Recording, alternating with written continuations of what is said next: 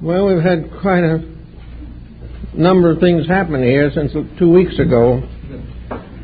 2 earthquakes and all kinds of minor things, and a heat wave. But we're not doing as badly as the Babylonians did at the time of the writing of the book of Daniel. One thing about the Old Testament books that I think most people have not considered: the books are attributed to deity, but no proof of the actual presence of deity has ever been formally delivered. We talk about God's will, and that's very commonly referred to in the Scriptures, but just under what circumstance this will expressed itself is usually very dim. I think the answer is that these old books are, for the most part, a record and an interpretation of experiences. Most of the Old Testament books and the scriptures of other peoples are the records of repeating experiences. If in the course of history, in 50 situations, the conclusion is always determined by the integrity of the circumstance, then it is attributed to deity. In other words, there is proof of cause and effect. There is proof of moral value and factor in the happenings of mankind. These evidences have been gradually compiled. For instance, the story that we have of Jonah and the whale occurs in several different systems. In fact, in the Job, of course, in the Jonah, it is referred to as a great fish. Jesus is the first one to call it a whale.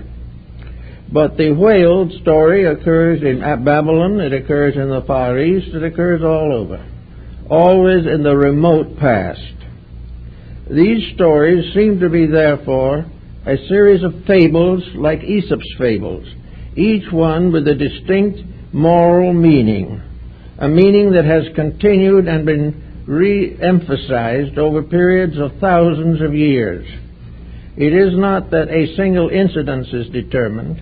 It is that the testimony of the ages supports certain results as the results of certain causes.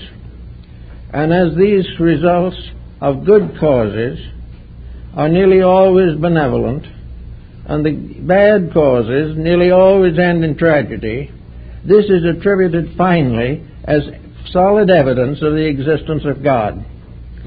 If these different incidents were haphazard, no pattern, no value obvious, it might not have followed this pattern, or not led to a religious conclusion.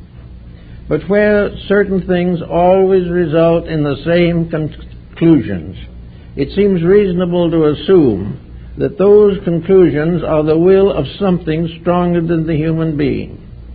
Nature more powerful than man, God more powerful than nature. But always in behind all of these incidents, an integrity, a value for value pattern. And the ancients lived building on this concept for hundreds and thousands of years, put together these fables to express the evidence of the presence of a divine power judging all things. Now, the materialist might say that this is not demonstrable, that it's not true, that it's all haphazard, that it's all fancy. But then we look back on Caesar, dead at the foot of Pompey's statue, Alexander dead at the foot of the walls of Babylon, Napoleon in St. Helena, Hitler in the bunker in Berlin, Mussolini hanging on a lamppost in Italy. These things all seem to add up to the fact that these men did not live according to an integrity that it was acceptable to nature. Now, if some of one or two of them had been gloriously successful, we might question it. But where the same causes and the same circumstances invariably result in the same consequences, we begin to suspect that there is a law involved. And in the Old Testament, this law, dressed in fable, gives us the wonderful stories of the Old Testament. They are all cosmic legends, or legends that have been handed down for thousands of years, in new dresses, new applications, new interpretations, but always the same essential integrities and moralities. It comes out of this that most ancient people decided that the Lord God, or whoever we may be, like to have us behave ourselves. When we do not behave ourselves, we become like small children, requiring chastisement of some kind. And always we get it. Now, we have the same problem here today in the world. We have the world that has prided itself upon its accomplishments, that has apparently risen above all natural laws, that is now sinking into a morass of corrupted natural laws. We have done it all wrong, and we're not going to win this way. And when we go down to the defeat that is inevitable, 5,000 years from now, we will see evidences of the righteous judgment of deity. No one has seen deity, no one is likely to see him, but his works are obvious. And there is no other explanation that man can never defy the laws of nature without suffering. Now, natural laws are a little different from divine laws in this factor. The natural laws are concerned primarily with forms, with bodies, with the circumstances of environment and things of this nature. Plants and flowers and animals and creatures of all kinds live according to their own natures. They have no individuality such as we have. They live together, they die together. The whole groups of them perish together in great cosmic disasters. But with the individual, a certain higher law takes over. There is not only the physical laws of nature, but the moral laws of ethics. And these are very, very important. The Ten Commandments are a good example of this. It's presumably given to Moses on Mount Sinai by the very hand of God. Actually, those Ten Commandments are as old as time. The most primitive people believed them and held them to be true, because wherever they were violated, trouble resulted. Trouble that could not be explained away. The only way it could be explained was disobedience. But disobedience to what? Disobedience to some kind of an ethical code that is very difficult to capture in words, but which reaffirms and reasserts itself wherever conduct of any kind exists. So out of the mixtures of these fables and legends, there comes a sort of intellectual picture of what the divine will might be like, and what type of a God there is. Now, if we wish to say that there is no God, then we must attribute all this to the operations of nature. But nature, on the other hand, is not adequate to explain many of these things. Man's conduct is often in violation of nature. Sometimes it is punished by keeping the law of nature, apparently, because it is a different code for the human being. But the fact remains that wherever we find a code set up in ancient times, like the Justinian Code or the Code of Hammurabi, we always find the same essential rules, with the statement that they were divinely bestowed upon mankind. This divine bestowal was apparently a series of repetitions of effects for similar causes. That no matter how many times we made the same mistake, we had the same punishment for it. There's no matter of how we got along doing well. Time after time, we maybe sacrifice a great deal, but we try very hard. And somewhere in the pattern, there seems to be a reward for that. We are rewarded for what we do right, and we are given a sharp blow on the rear end when we do wrong. And out of this comes integrity, the final footing of things upon the basis of the realities of life. Now, in the case of these certain fables that we can think of that are repetitious, take, for example, the legend of Samson. This legend is found in at least 5 different religions and over a period of thousands of years. The stories are almost always identical. A version of all of the Samson stories are found in various evidences such as Hercules and other great heroes who made the same mistakes, did the same things, received the same punishments, and were finally raised to some kind of higher recognition. The Odyssey of Homer appears again and again in the literature of the world. But it is not the incident that is important, or the story. It is the unfoldment of a pattern of laws, that things are according to the realities of a life bigger than ours. We live in a universe which we talk about conquering, but which inevitably conquers us. We break rules of nature and we suffer accordingly. We break rules of ethics and we destroy ourselves. We destroy ourselves through extreme competition. We destroy ourselves through ulterior motives, from lack of self-control, lack of self-discipline, lack of integrity, lack of faith, lack of love, lack of hope.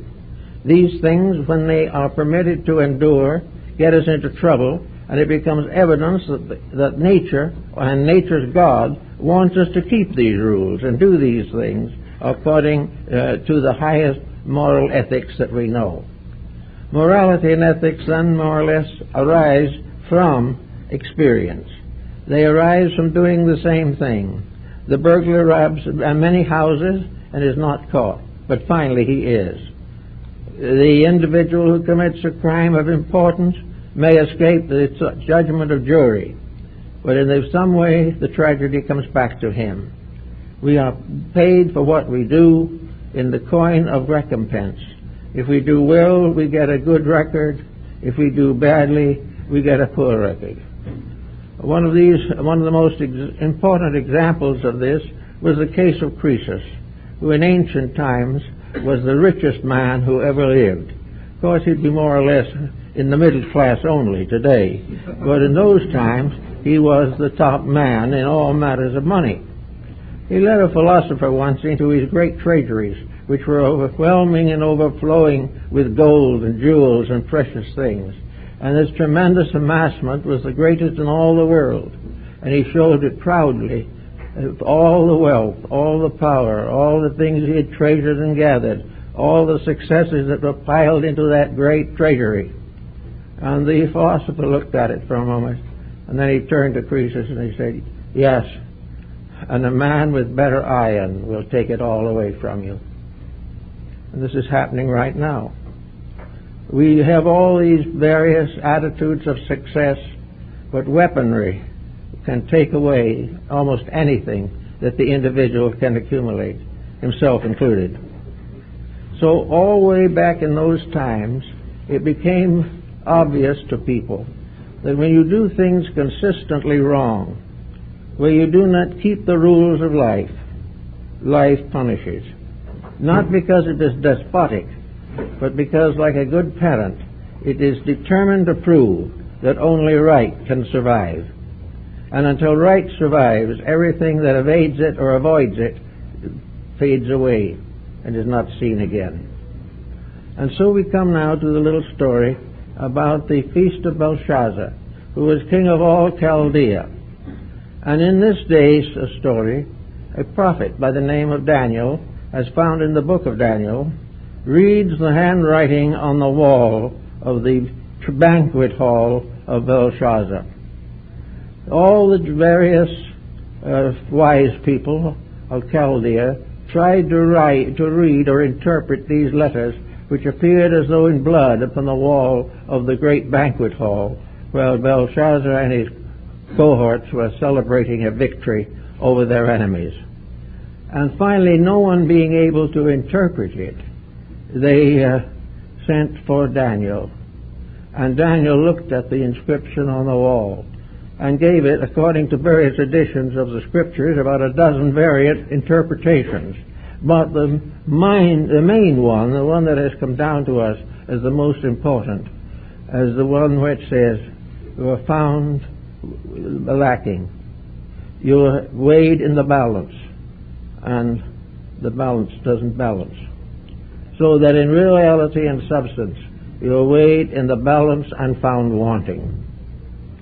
No, I couldn't use that title, but I kind of tucked a couple of words on the end of it that I'm afraid cannot be attributed to pure Belshazzar. It is, I added after it, you were weighed in the balance and found wanting too much. Every one of us today is suffering from the fact that if we are weighed in the balance, there are certain factors that would require immediate correction. We would be forced to change a number of our ways and our thoughts. And we would find that we can support this by a careful study of the scriptures of every important religion of the world. And 1,000 years from now, our experience will be part of a scripture written at a later date. We are going to have exactly the same interpretation, and we are going to have our problem attributed to deity. We are going to be weighed in the balance, and we are going to be found unbalanced, untrue, unfair, unfaithful. And for that we will be punished.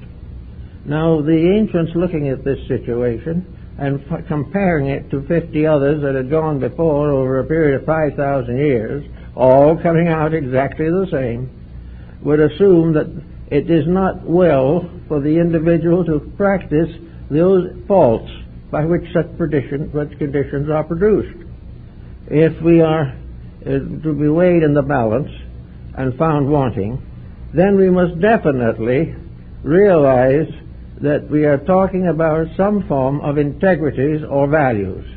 We know that because, like Belshazzar, we're in the midst of a war. We are being conquered and conquering. We are trying desperately to maintain a system of beauty and truth by means of violence. This is against practically every religion and shows up time and time again in the fables that are written about the conduct of mankind. We are therefore constantly in the presence of evidence. And when someone says, what proof is there that you can't do as you please? The proof is there. The proof is in the fact that individuals who do as they please have two choices. If they choose to do what is right, they are successful. And if they choose to do what is wrong, failure is as inevitable as it was 2,000 years ago. The time factor does not overcome the qualities of ethics. There only can be one surviving world pattern, and that is a pattern in which integrity is the foundation upon which all else is built. The only nation that is going to survive is a nation that is honest. The only leader that will ultimately lead anywhere and accomplish any good is the leader who is honest. And the only citizen who will have a safe domicile in the world here or to come will be the citizen who is honest. All these subterfuges, all this crime, all this evasion is simply a kind of madness. And nearly all powerful rulers have suffered from this type of insanity. The type of believing in the infallibility of their own will over the inevitables of life. Each individual who comes to a certain point of egotism decides that he is greater than the laws that govern man. He tries to break these laws, and as sure as circumstance, the laws break him. So we have now a problem that is coming into focus, that we are all being weighed in the balance again. And we are beginning to realize, as not for a long time have we been thinking, that we are really being tested for something. We are being checked to find out what we really believe. We are going to be divided, the wheat from the chaff. We are going to be found guilty of wrong or blessed for the rewards of right. And these decisions have to come. And there is no way of avoiding them. So we look at what there is. Now, also, we know from the story of the Old Testament and many other books, man was not merely a plaything of the Lord. Man was made to reflect and reveal the glory of reality. The actual work of man was to prepare him for universal citizenship, to prepare him for an eternal existence in a beautiful and eternal world. Up to this time, this has not happened.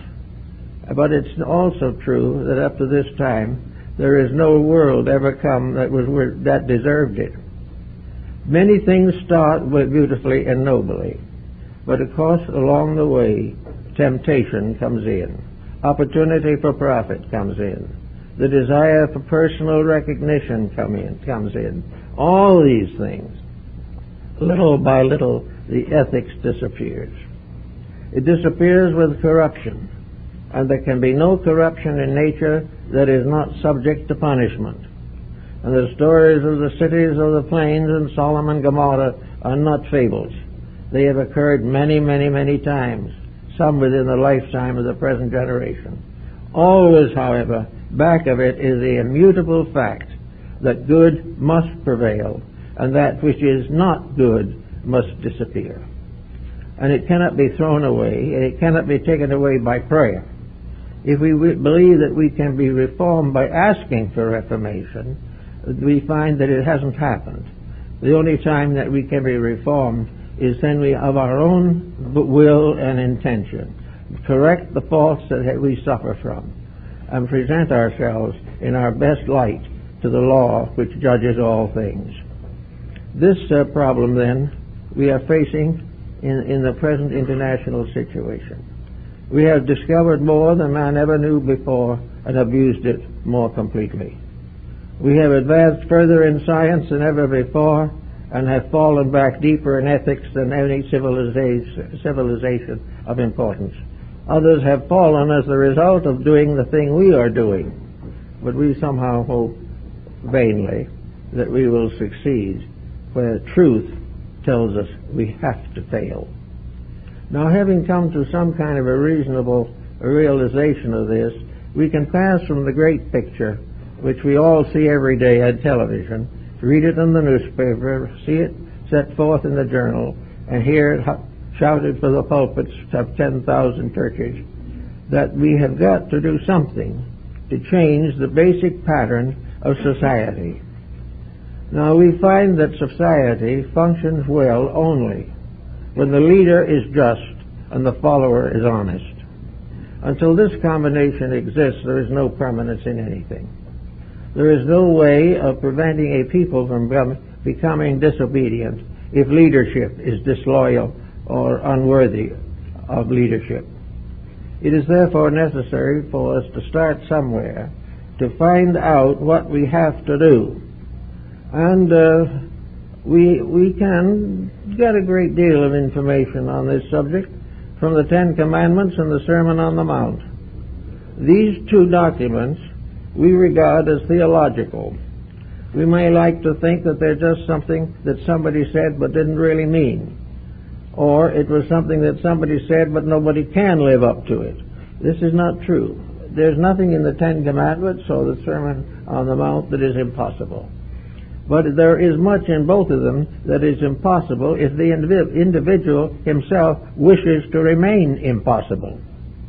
If we prefer to take a chance and use the cocaine and die from an overdose 2 or 3 years later, we have the right to do this.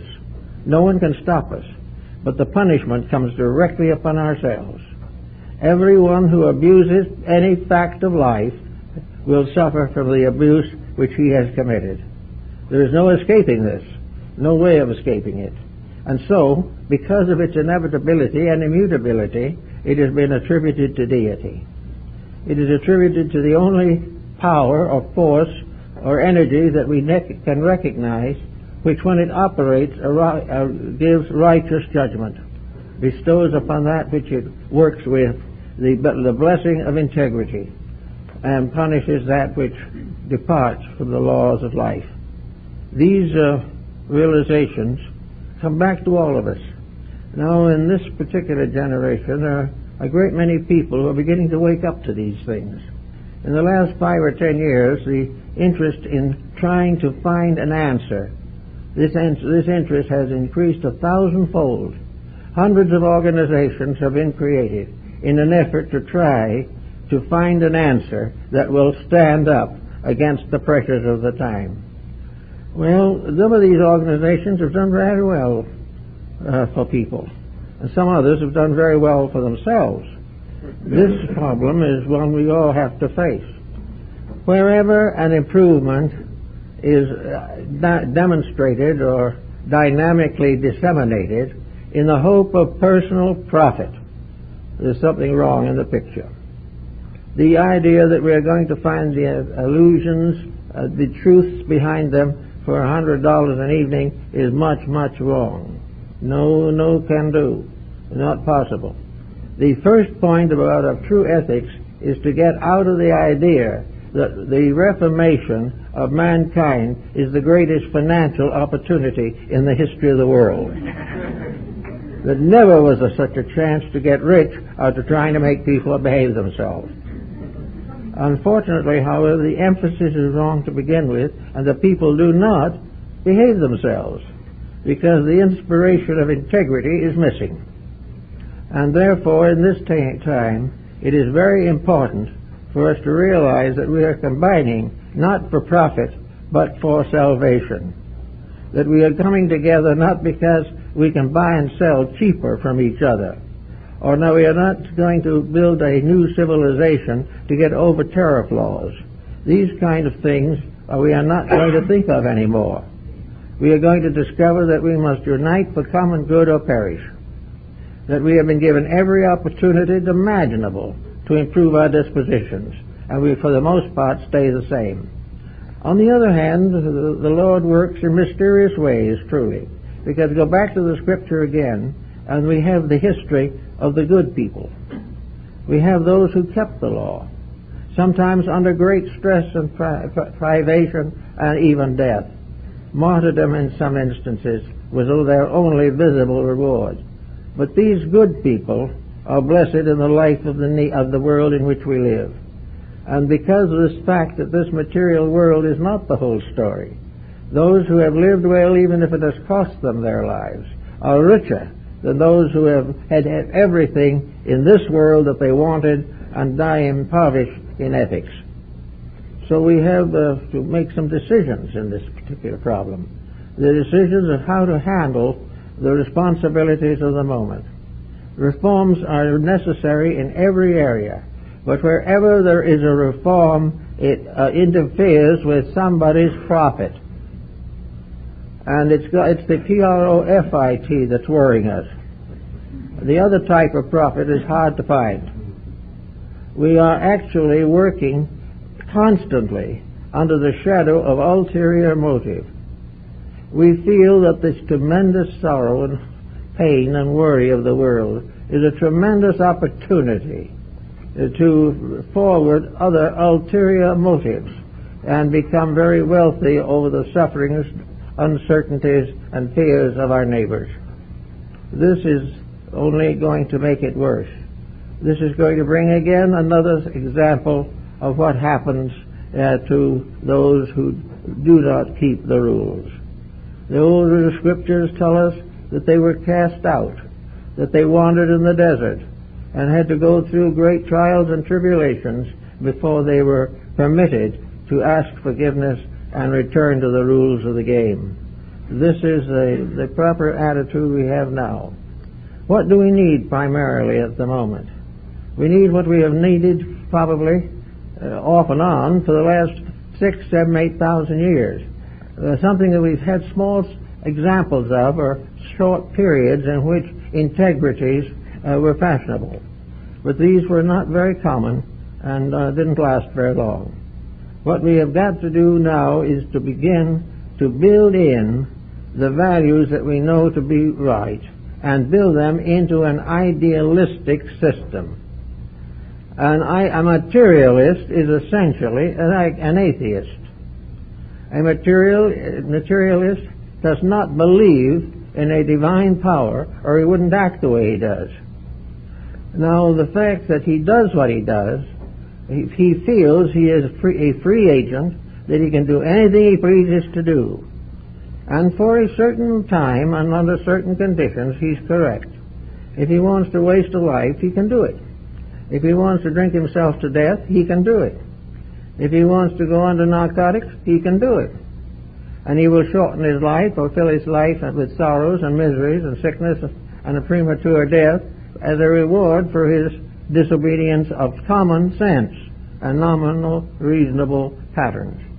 But there is a way in which we can gradually get over this primary materialism by really reading the Scriptures again, from which we learn that the earth and the fullness thereof belong to the Lord. This is something we've completely forgotten, as at the present time the earth belongs to whoever can get a mortgage on it. And everyone, Napoleon, Caesar, Hitler, Mussolini, all these have tried to get that mortgage. The earth is here and they are gone. Actually, we do not own this planet. We do not own anything, because all we have is a right of occupancy. And just as sure as we have this right of occupancy, we can loan it to somebody else, we can bestow it, but whatever we bestow again is only the right of occupancy. We have a world built upon great extravagances of land, of power, of wealth, of profit, all of these things contributing to the troubles we have. We cannot have a world that is devoted to immorality and at the same time have a beautiful moral universe. And we have to start where we can. We know that most of the important corrections would result in somebody else getting mad at us. We would be interfering with a glorious system of profit upon which our whole world way is built. We would take away from the great and powerful organizations their ability to control the financial resources of the planet. So to prevent this from happening, anything is preferable. Things must remain the same, or else the great pattern of economic wealth will be disturbed. Well, it has failed already. It is already failing again and more. And in a little time it is going to be such a complete failure that nobody can believe it anymore. But they will, for a little time, string desperately and try to perpetuate a system of profit which has no foundation in facts. Imagine now that our 6 billion fellow countrymen, or fellow world citizens, continue to multiply at the present rate, and we will find in a short time that we will use up every natural resource that we possess, that we will destroy practically every base resource of our planet. Every day more ponds and lakes and rivers are being polluted. Someday there just won't be any other. But these people work on the basis that when the time comes, we will find something to do with these things, so that we can keep on being just what we are. This is unrealistic, because unless there is a terrible catastrophe which destroys the greater part of the Earth's population, which it probably is not in hand, because the case is not clear enough, but we will have to face the importance of becoming moderate people. Now, I watch the newspapers pretty closely, and these people who are working so hard to get hold of everything they have do not seem to be very happy with it. These great patterns of wealth, these fabulous incomes, these enormous investments, these process of practically buying and selling nations doesn't seem to be doing anybody any good. We only end up with the worst debt that we haven't had in history, and we also make more enemies every day than the Medes and the Persians ever knew. So we are not getting anywhere with this at all. I think we should begin now to think firmly of rewriting history, rewriting it for the school child, rewriting for the grammar school, and a little enlarged copy for the high schools. And we also should make a nice deluxe binding on some of them for the parents to read, because we need to know exactly what is happening in our world. We don't need to know just how many dollars we made or whether we have a deficit this year or not. We want to know exactly what is happening to a world without conscience, without integrities, and without moral foundations. We want to know what happens when we ridicule the best things there are in life, glorify that which is corrupt, and become addicted to all kinds of crimes and degeneracies. This can result in another cataclysm, such as that which was written on the wall of Belshazzar's palace. We are being weighed now, and we will be. There's no need to go out and get tremendously upset. Its only problem is that we do need to go out and get upset to the degree that we are willing to begin to work on ourselves. Every family should have some kind of moral instruction. It should bestow this moral instruction upon its children. Every business should have a moral code by which that business is controlled and which will not be broken. Every profession should have a moral, ethical code for the practice of the members of that profession, which will not be exploited, will not be corrupted, and will not lead to the transformation of the motives of a profession. The motive of medicine is to help people who are sick. Today the motive is cash. The tremendous amount of money involved. Money can lead and does lead and is a form of moral compromise. It is something that should never enter into human relationships. It will remain, however, as long as nobody really minds. We talk about it, but when the time comes to act, we are too busy doing something else. I think there should be a legal code set up for all the major professions, fixing completely and entirely the method and means of administering that profession. What it can do, what it cannot do, what it can charge and what it cannot charge, and the penalties for overcharging. This is important. Actually, the laborer is worthy of his hire. The doctor is worthy of a fee that is appropriate to the service he renders, but he is not entitled to exploit the sick. All these things are part of the loss of the moral code. Now, the sacred books of the world, all of them, were moral codes. They were codes that were intended to help people to understand what is good and what is bad. Nearly all of these books contain a factor involving the fact that those who keep these rules are blessed in the sight of the universe. They are the ones who are keeping the laws, keeping the rules, and are deserving of further consideration. Now, in China in the old days, the doctors had a cute rule. The patient hired a family physician. This family physician had his appointment on one basis only. He was to keep the family well. He received his monthly salary as long as they were well. When they got sick, his pay stopped. The entire motive now was obviously to get them well again. Whereas with us today, the longer they're sick, the more fortunate the physician becomes. But these things have to be worked through in some practical way. So we need a world ethic, something that gives us the strength and character to begin a new world charter, a new world parliament of faith and knowledge. And the seat and center of it must be religious.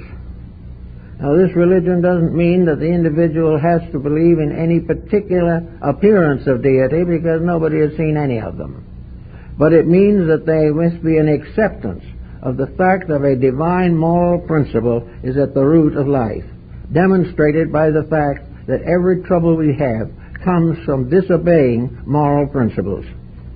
Therefore, whether we believe in deity or not, if we believe in health and survival, we have to keep the rule. There is no other way. So we go into other fields where there's all kinds of dissimilations to give us problems and sickness. We also need to have a complete reconstruction of the basic code for higher education. In France now, all education is based upon one basic idea: to take a field of specialized learning where there is probability of advancement and a very superior type of employment. We are out to get the best job there is. Well, this has been badly broken up, however, by some modern discoveries. And when these discoveries came along, there were no graduates to take the jobs. The discoveries were too recent. But they'll come, and we'll gradually have various experts. And by the time the expert gets the full training, his machine will be obsolete. This is the same way all the way along. You're not supposed to do this. Life is not supposed to be an addiction to a profession that will get riches and nothing else. There is no comfort, no beauty, no love or fineness in working machines. We may say yes, but they do help people. Certainly they help people, but not to the degree of making them the principal objective in life. The principal objective in life when we want to help people is to care for people, to love people, to serve people, to be kind to people, and to advance those common virtues by which the people as a whole advance in their understanding of life, in the care of their children, and in the preparation of their own futures. The final purpose of this civilization is that the human being shall improve, that he shall become sufficient to be wiser and more virtuous and a better human being and a better person. He is not here simply to leave a fortune to his descendants in his will. And very often he doesn't get that far. They break it up and take it away from him while he's still alive. And this, of course, is considered to be pretty good business. It may be good business, but it is bad life. And we're all doing good business by doing wrong. And this is not good. And we can't expect everyone to change their ways, but we can take a little more suitable stand in these things. Each individual is the master of a small world of his own, which is a miniature of the great world. And this miniature world of his own he calls his family. And it is surrounded by various friends, neighbors, and so forth, and is a little constellation in itself. This little world is within the control of various members of this family. There is a perfect possibility of this family becoming a better family. This is the very secret and idea behind the teachings of Mencius, the great Chinese philosopher. The Mencius believed that the archetype of universal peace is a family living in harmony. While relatives and friends and neighbors cannot get along together, we have no right to expect nations to become better. Because nations are not problem, is it true, but they are actually aggregates of individual disorders. And as long as the individual is disordered in his own living, there will be no solution merely by spreading this disorder over the world. There is no solution in treaties, in great pacts, because before the things are even signed, we begin to find the ulterior motives that dominated their preparation. Everything has something behind it that is not right. And as long as that happens, we're going to have more examples of Belshazzar's feast.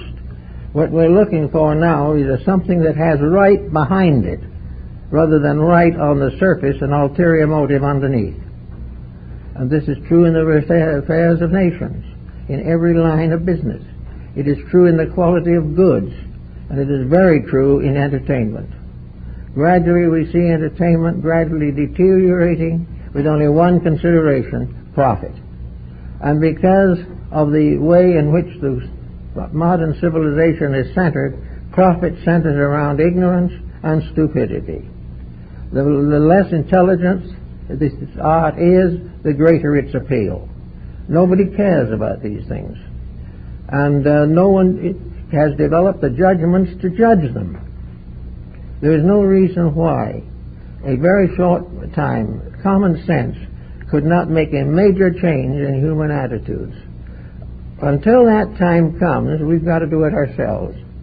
We've got to begin to straighten out the various ideas behind ourselves, and we also have to get a clearer view of what religion does for mankind. We've got to be very careful now when we learn that many religious groups are in bad trouble economically. They have gotten themselves into something that they should never have been in. They have forgotten that the Lord God does not live in a palace. We build great churches, as Ingersoll said, cathedrals for saints, dungeons for sinners. And the dungeons are in the foundations of the cathedrals. But what we need is the good churchgoer. What we need is to realize that then finally the most perfect church of all is the human heart. For it is here that the individual, at least sentimentally, comes into contact with the realities of himself. We need to recognize religion not as a new source of wealth, but as a new source of strength against the corruptions of wealth. We do not need more stained glass windows and no more mighty cathedrals. What we need is the simple place of worship. Our forefathers had this, a little wooden church with a pastor who made only a few dollars a month, with a small flock of devout people, who worked in the ground with their harvest and came to church on Sunday in the family wagon. This type of thing had something about it that was good. We can say it was stupid and old-fashioned and all that, but it was sincere. And the little church that is sincere has much to commend it, while the great church that is not sincere has nothing to recommend it whatsoever. So all the way along the line, we've got to gradually do that which will prevent us from being found wanting. And the reason why we will be found wanting is because we want too much. We want everything. We want to find new ways every day for taking money away from somebody else. We want some kind of a pretext to take another vast amount of money for some purpose that is of no permanent value. While all things are judged by money, a religion is going to be very in trouble. When they showed the Roman coin to Jesus and asked him what they should do in matter of taxes, Jesus replied, "Render unto Caesar that which is Caesar's, but unto God that which is his." And this is exactly our problem. There's a great deal of difference. We cannot render unto God the things that belong to Caesar. And we cannot pay for our sins by the coinage that belongs to Caesar. We can keep out of jail maybe by paying our fines with that money, but we do not increase in stature or in dignity or in magnitude of insights. So we have to recognize that there is religion desperately needed today and desperately divided. Here we have a religious world which includes, according to a very late statement that I saw, approximately 3.75 billion human beings.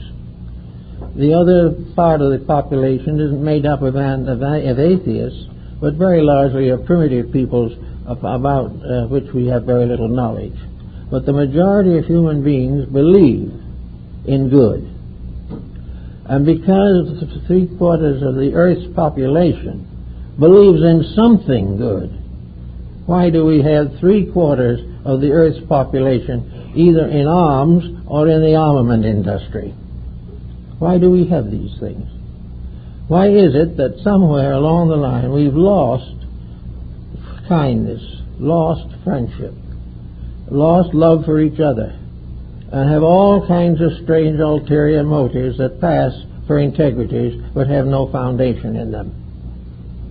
So when we are weighed in the balance, and the people are beginning to see some funny writing on the wall, and they're not quite sure what it is, but there's always a possibility that a new message is being put there.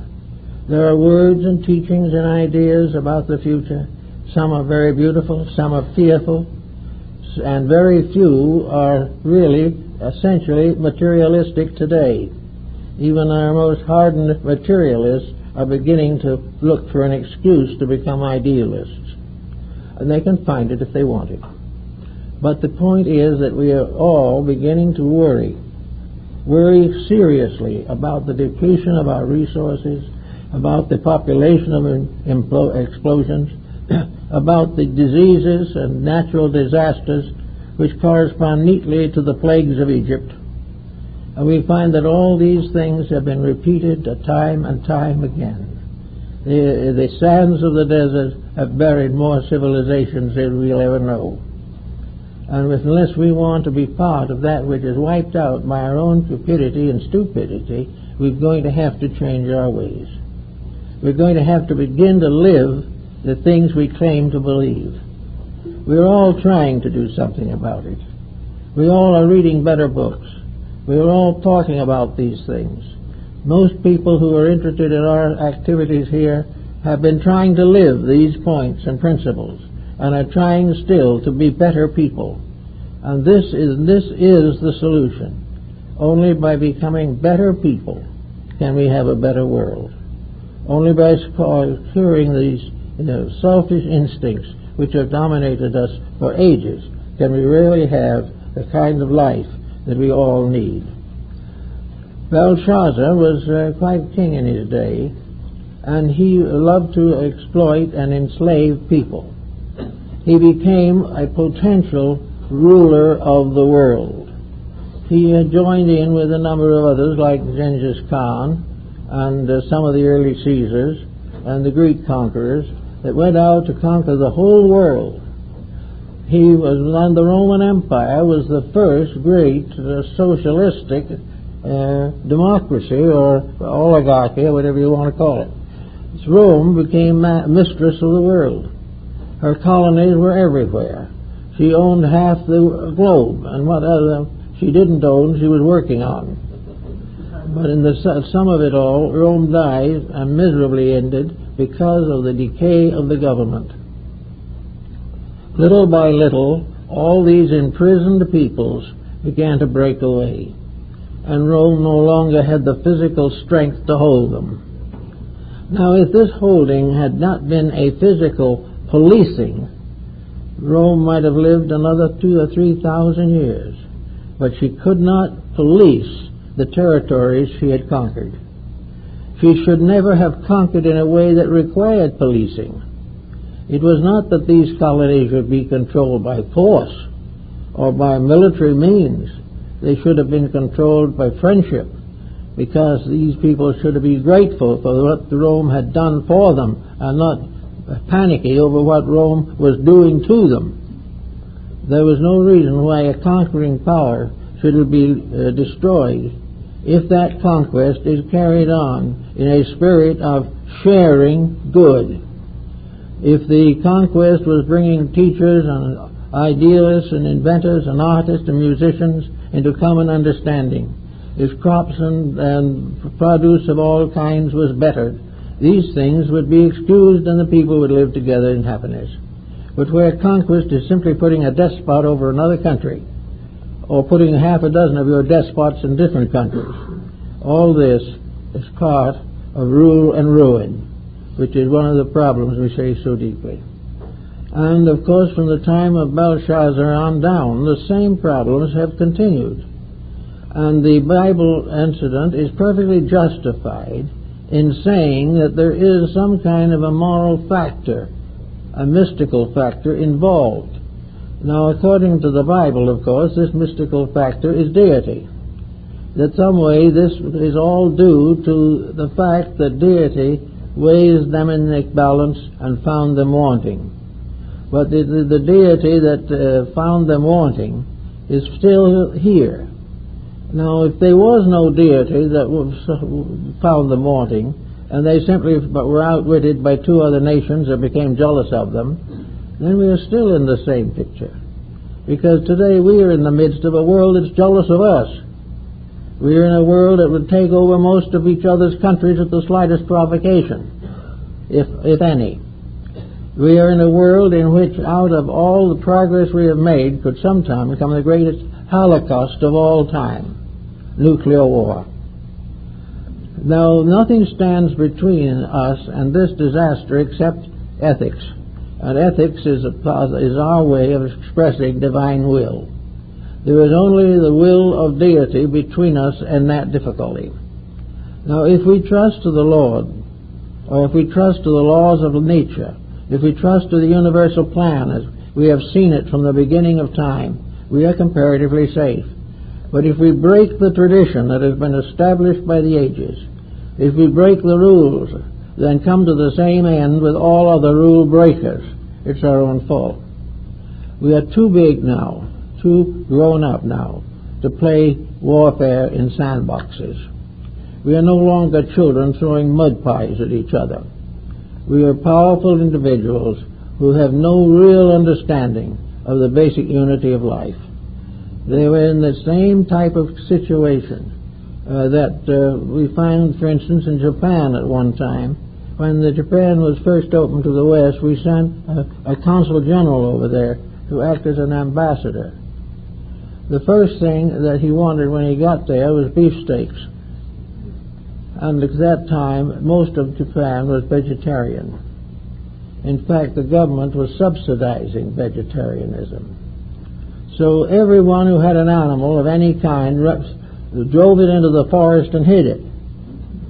And they had an awful time until they finally caught an old steer and finally got the steaks for the American ambassador. And now on the site where this thing occurred is a beautiful monument topped by a statue of the bull who died to give the American ambassador his favorite meat. Now that's a sort of a ridiculous situation, but it shows the tendency that we have. What we want, we want. What we had, we're going to have. And this going on and on and on, in spite of the daily warnings of our troubles. So if anybody has a real idea of doing something worthwhile, it might be good for them to sit down quietly and make a chart or a plan of their own lives. Why are they alive? What are they doing? What is going to happen to what they have? Who is going to use it better than they have? Why are we going to leave this to that and that to this? What is behind all this? We have a few more years of life. What are we going to do with them? Are we going to keep right on wasting them? Are we going to live so that the doctor's bills will eat up most of our estate? Are we going to get tangled into troubles with other people until the lawyers will eat up the rest of the estate? Are we going to live this way, or are we going to gradually begin to put the world in order? Put it into a pattern of realities, put it into a pattern of facts and values with which we can live. The idea that we want too much seems to be universal. And money becomes the only answer to that. Well, it's all right if people want what they can get, I guess, but they shouldn't want what is unreasonable. They get nothing out of it. I have read recently several accounts of some of our very wealthy theatrical people. When I mean wealthy, I mean who have fortunes up into the hundreds of millions. Not one of these people is happy. Not one of them has many real friends. Not one of them knows what to do with the money. And most of it will probably ultimately be doled out as alimonies. Nobody seems to know what they're going to do with this great wealth. They can only sleep in one bed. They can only live in one house. So they get a summer house, a yacht, and a winter house, and loan it to their friends because they never go there. Or they go up to Las Vegas and are relieved of some of their spare cash. These are the things that people struggle and die for, to get that bank account. And they don't know what to do with it after they get it. It doesn't do them anything in the term of happiness. They're just as miserable as the poor, in fact more miserable. And many of them are sitting up all night with their lawyers trying to figure out how to balance their taxes. And so this is the desirable thing. This is the thing that lifts people above all competition in life. The simple life is still the best. The simple life of the individual who has what he needs, a reasonable amount of luxury, but not enough wealth to destroy the next 3 generations of his own family. If he has too much money, his children will suffer. And if that goes on, their children will suffer. And wealth is the root of indolence and waste. And this planet is too much now depleted by waste to continue indefinitely in this way. So religion, it seems to me, should include not only a love of God and a love of our fellow man, but a determination to protect our world from corruption as far as we can do so, to prevent waste, to prevent the misuse of natural resources, and to put the conservation of resources and energies as a primary part of our faith, not as something that has to be worked out by our politicians in Washington or in some state capital. Religion should mean a world in which we are enriching values. A really religious people will always be a people protecting the sacred things of life, protecting love and friendship and faith and kindness and compassion. These are the things that enrich life. The other things, material and otherwise, really in the end impoverish life. We need to have the closeness that comes from a simple sympathy for each other, a kind of relationship by which we will not in any way that we can prevent injure any other person, so that we can begin to live with some of these things. And by living this way, we will fulfill part of this Bible story that we are so much concerned with. The siege of Troy is a story of a twofold world locked in conquest over a vanity. The great wars of the ancients were fought for power and glory and wealth. The great wars of the Middle Ages were fought for physical power or clerical power. The great crusades were the same thing we see coming back today in the problem of Islam and Christianity. Back in the Crusades, the Christians lost the war. They could not regain Jerusalem, which remained in the hands of the infidel. But when it was all over and the crusade ceased, the infidel voluntarily opened the roads of pilgrimage so that the followers of Christians could visit their holy city in perfect safety whenever they wanted to. But they weren't going to have it taken away from them by force. Suleiman the Magnificent had as a master, it is said, Rabbi Maimonides, one of the greatest of the Jewish scholars. So little by little, we are going to have to take care of this. We have two militant creeds now. And Muslimism and Christianity are dangerous loggerheads. The other faiths are more or less quiet, but they're still very, very strong. Small groups like the Sikhs are beginning to give great trouble. Everywhere, the problem of religion is taking on a militant atmosphere. And this we do not want. This should be stopped immediately. But it will never stop as long as we call anyone who disagrees with us in theology a heathen.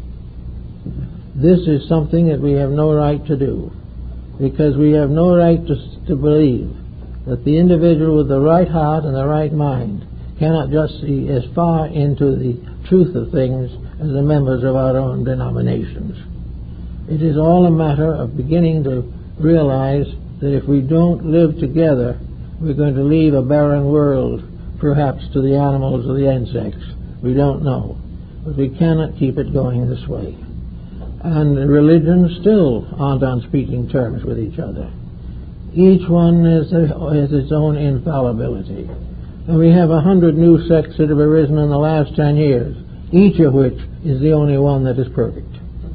So all these things gather again. The same things, taking on new clothes with the same ideas in every case, going on and on and on. This we've got to get out of our systems. If we can't change other people, at least we can begin to temper our own attitudes on these things.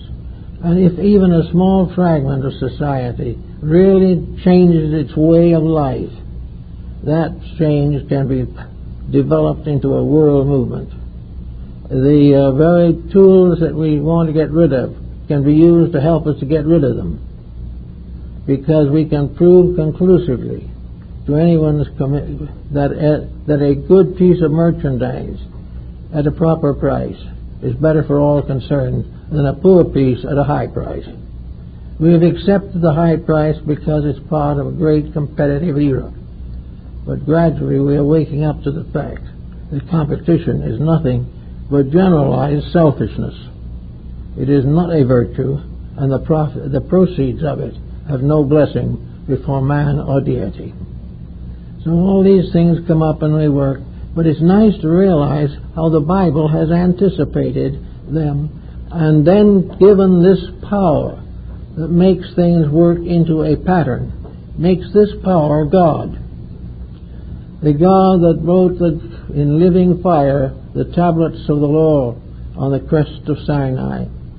This deity was not visible to Moses, but Moses is supposed to have been a lawgiver, and he seems to have been wise in the wisdom of the Egyptians and other strange people of the past. Whatever it is, he touched the Phoenician and the Chaldean and the Babylonian and the Assyrian foundations of knowledge. And then someone said, well, what was this handwriting on the wall? And nobody could read it. Well, there was a man by the name of Garrett, who was the astronomer, Gaffarel, who was the astronomer of Cardinal Richelieu. And he wrote a little book called Unheard of Curiosities. And he had an answer for that question, which might not be the only one, it might not be the real one, but it is certainly an interesting one. He says that the whole concept was based on the Hebrew alphabet. In other words, the constellations are the consonants, constellations in the heavens, are the consonants or Hebrew consonant letters. The planets are the vowels, which move constantly through the patterns of the constellations. And in every move they make, they spell out words, because in every word there must be a vowel. And in many cases in the Hebrew the vowels are not written. But in any event, the motion of these vowels through the star groups, with each of the consonants a letter, results in an endless pattern of words.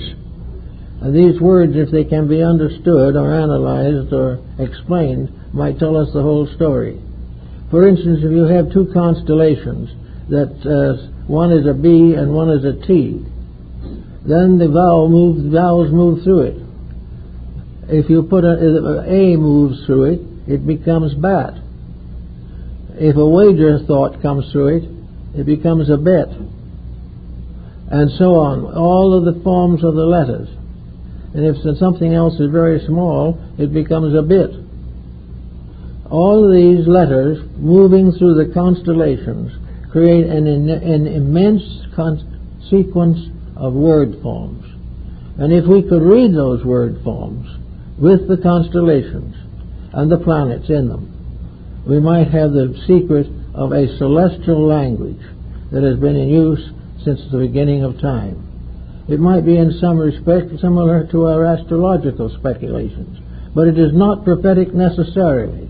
It simply tells, if we know how to read it, that there is a constant communication of energies between the invisible world of causes and the visible world of effects. It's a very stimulating and interesting idea, and I think sometime someone will do something with it. We have Gaffarel's book, by the way, if anyone is interested. It's in our library collection. But in all cases, we're looking for an answer. We're looking for some way to solve this problem. We see the handwriting coming in 1,000 different ways, particularly in red letters in our own hearts. We know something is wrong. We know that the world that we're bringing our children into is not the world that we want them to be in.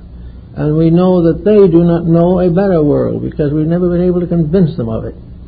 But if we could prove, for instance, to members of any major faith that their own stories, the fables and legends and myths of religion, are all of them explanations of universal laws in their various aspects, and that these stories, therefore, all tell of what God is doing to certain things under certain circumstances and conditions.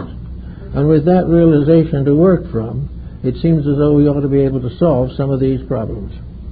Actually, the beginning of it all is not that we should dash off and try to join some religion. The thing is that we should grow up with our reading, writing, arithmetic, all cooperating to help us to become better people and not just simply smarter people.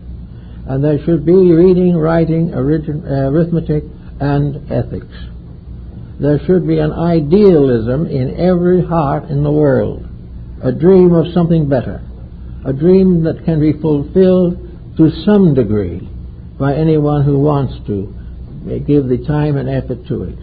But a life should be a span of years in which at least a part is dedicated to the service of the eternal plan upon which we all depend for existence, and without which the world itself falls into chaos.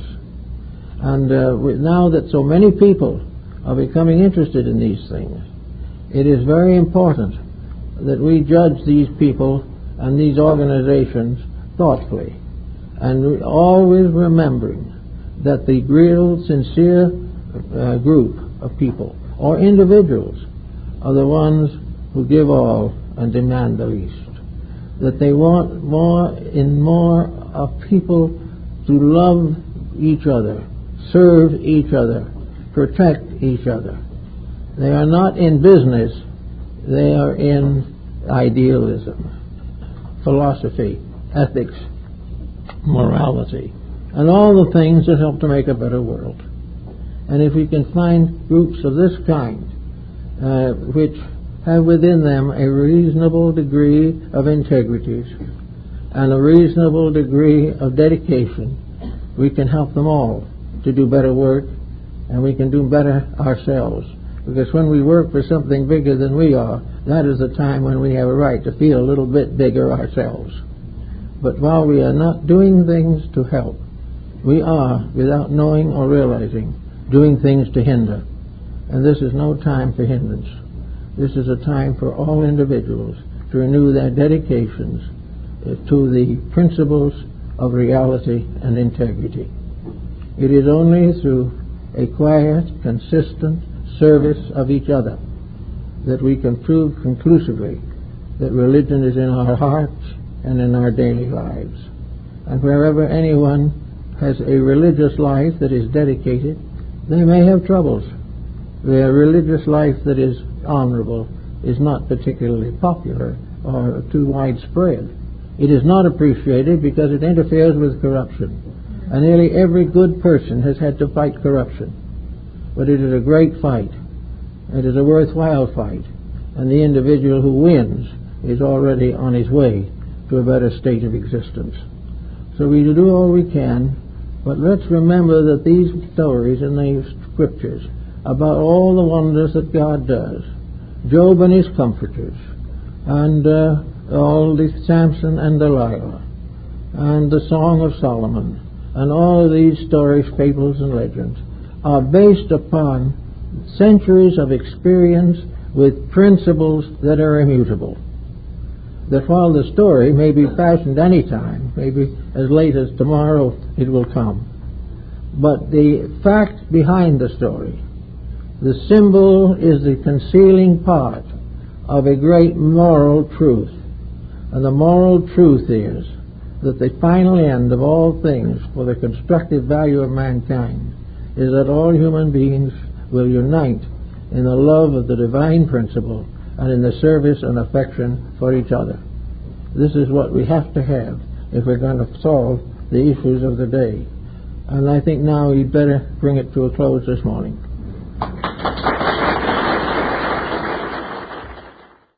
To have us behave ourselves. When we do not behave ourselves, we become like small children requiring chastisement of some kind. And always we get it. Now we have the same problem here today in the world. We have the world that had prided itself upon its accomplishments, that has apparently risen above all natural laws, that is now sinking into a morass of corrupted natural laws. We have done it all wrong, and we're not going to win this way. And when we go down to the defeat that is inevitable, 5,000 years from now, we will see evidences of the righteous judgment of deity. No one has seen deity, no one is likely to see him, but his works are obvious. And there is no other explanation that man can never defy the laws of nature without suffering. Now, natural laws are a little different from divine laws in this factor. The natural laws are concerned primarily with forms, with bodies, with the circumstances of environment and things of this nature. Plants and flowers and animals and creatures of all kinds live according to their own natures. They have no individuality such as we have.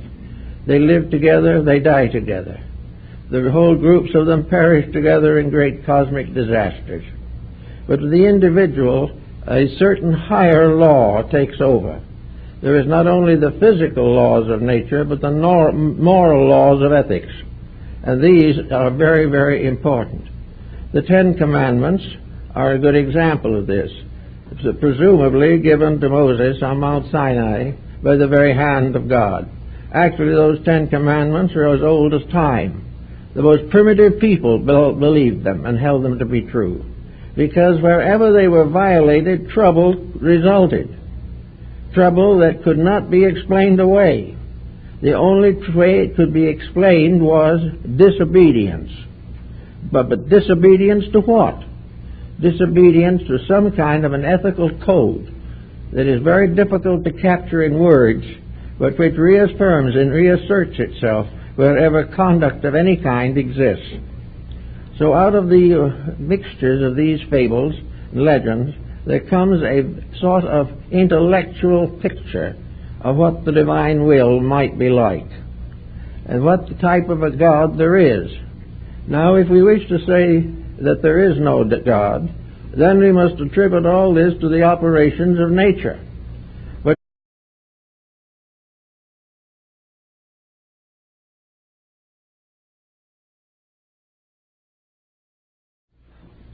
well, we've had quite a number of things happen here since 2 weeks ago. 2 earthquakes and all kinds of minor things, and a heat wave. But we're not doing as badly as the Babylonians did at the time of the writing of the book of Daniel.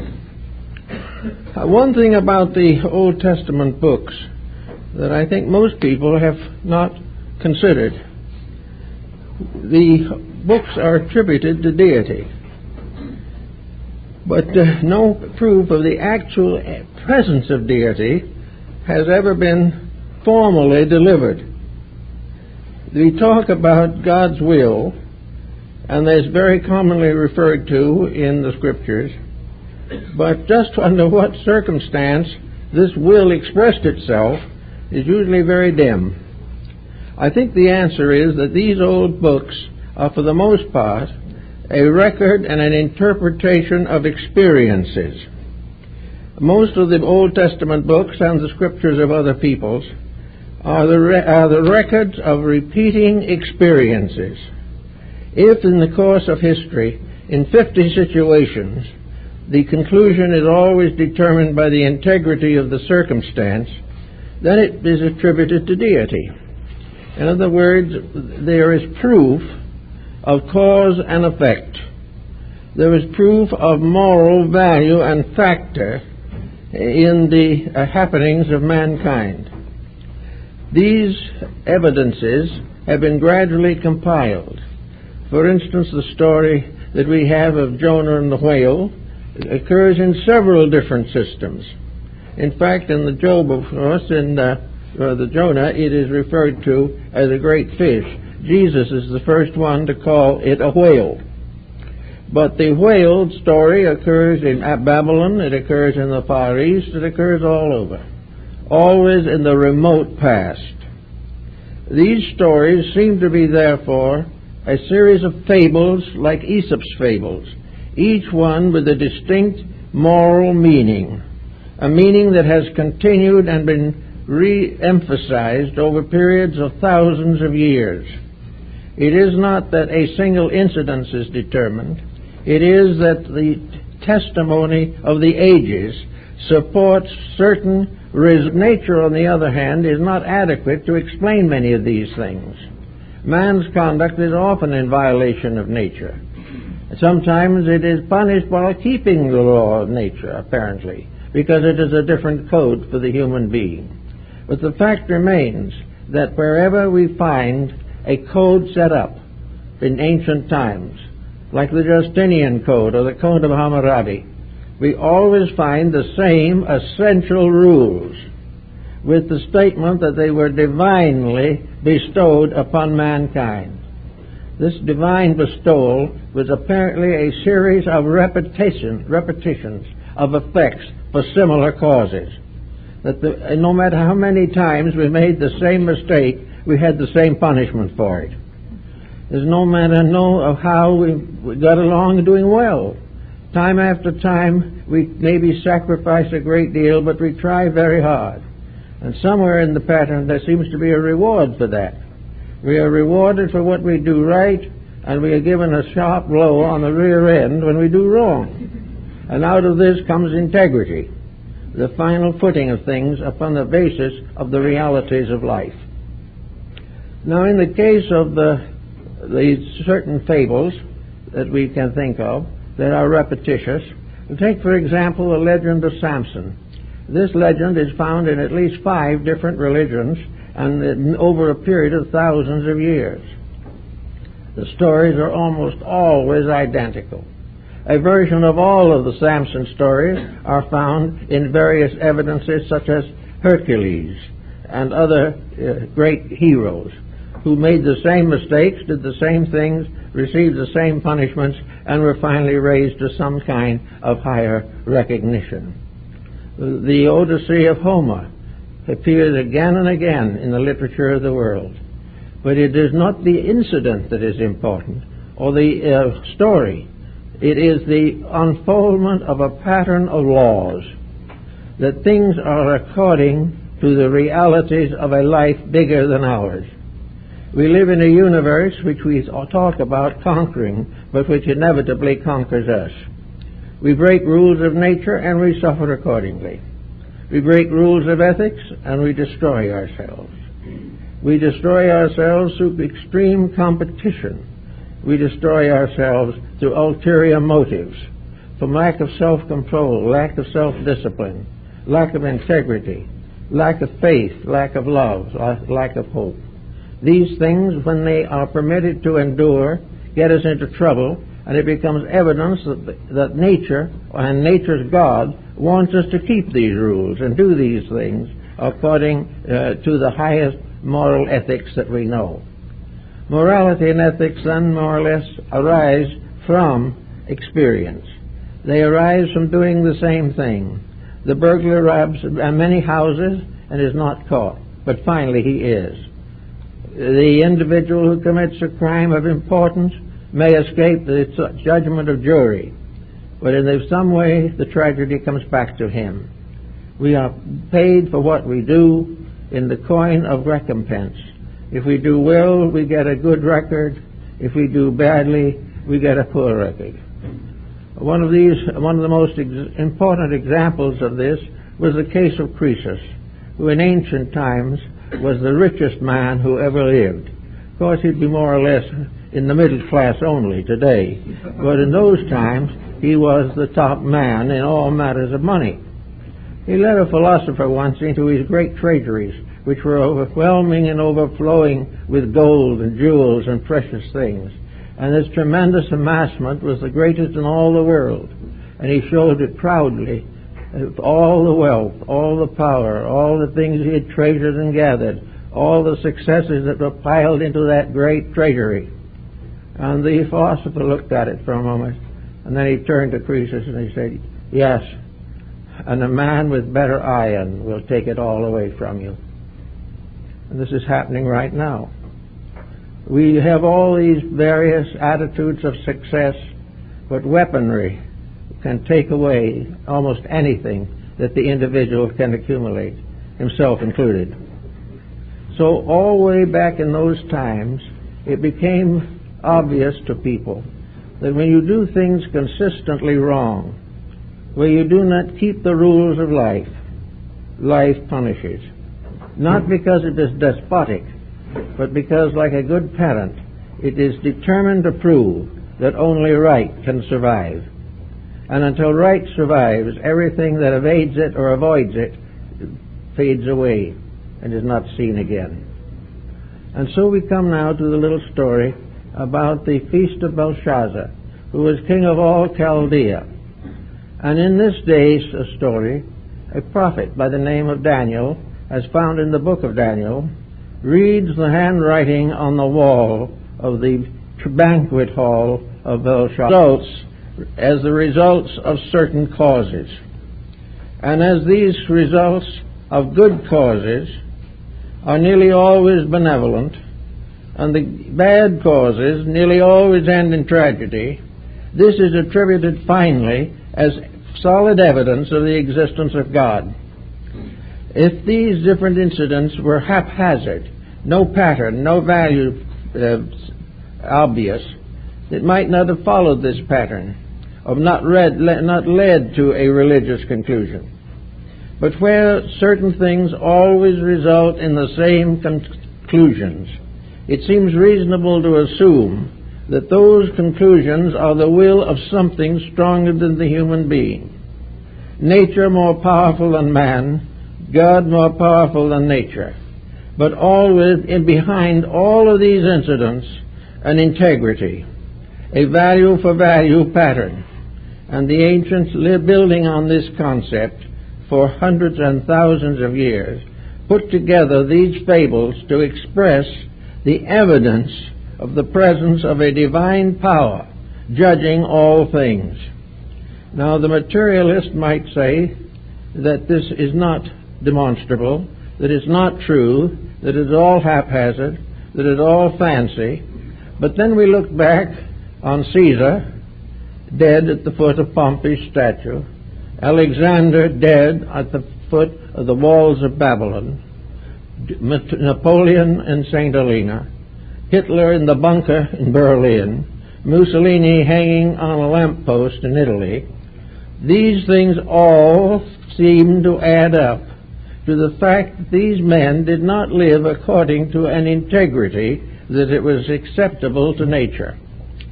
Now, if some of one or two of them had been gloriously successful, we might question it. But where the same causes and the same circumstances invariably result in the same consequences, we begin to suspect that there is a law involved. And in the Old Testament, this law, dressed in fable, gives us the wonderful stories of the Old Testament. They are all cosmic legends, or legends that have been handed down for thousands of years, in new dresses, new applications, new interpretations, but always the same essential integrities and moralities. It comes out of this that most ancient people decided that the Lord God, or whoever we may be, liked